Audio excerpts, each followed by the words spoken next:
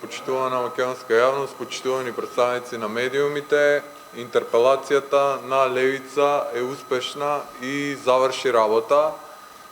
Илир Едаути даде оставка и повеќе не е председател на Комисијата за социјална политика, демографија и млади. Подсетувам дека интерпелацијата ја поднесовме по три основи. Прво, затоа што поранешната председателка на комисијата, кога беше задолжена од председателот на собранието, не го стави законот за бранители на дневен ред на Комисијата за социјална политика. Втората основа е тоа што спротивно на деловникот, поранешната председателка не свика седница на комисијата за законот за бранителите, кога тоа од неа го бара 1/3 од членовите на комисијата, и третиот основ е поради тоа што таа противделовнички не им дозволуваше на членовите на комисијата да го надополнат дневниот ред со законот за бранителите.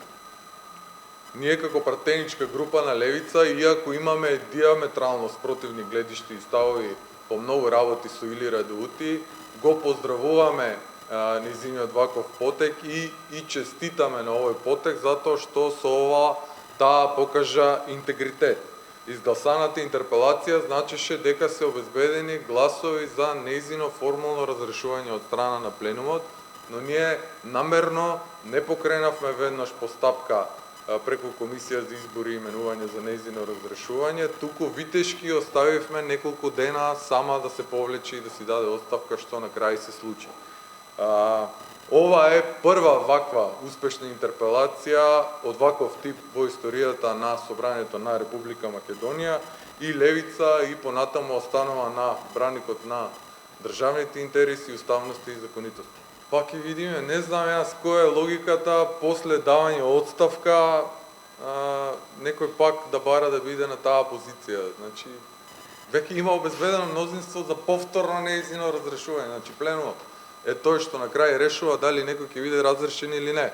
Ако сака Илире да ја возиме оваа процедура целосно на ново пак да изгласуваме на доверба, тогаш окей, не знам, тоа е нејзино. Јас мислам дека она денес покаже интегритет и дека на такво нешто и нема да се нафати. Па доколку продолжи по овие основи да го крши деловникот, сигурно дека ќе поднесеме интерпелација. Па да, ќе видиме, отом потом, да видиме прво што ќе се случи. Ако се крши деловникот, можда е пак да поднесеме интерпелација, но сега на нешто што не се случило, веќе преюдицираме што ќе се случи.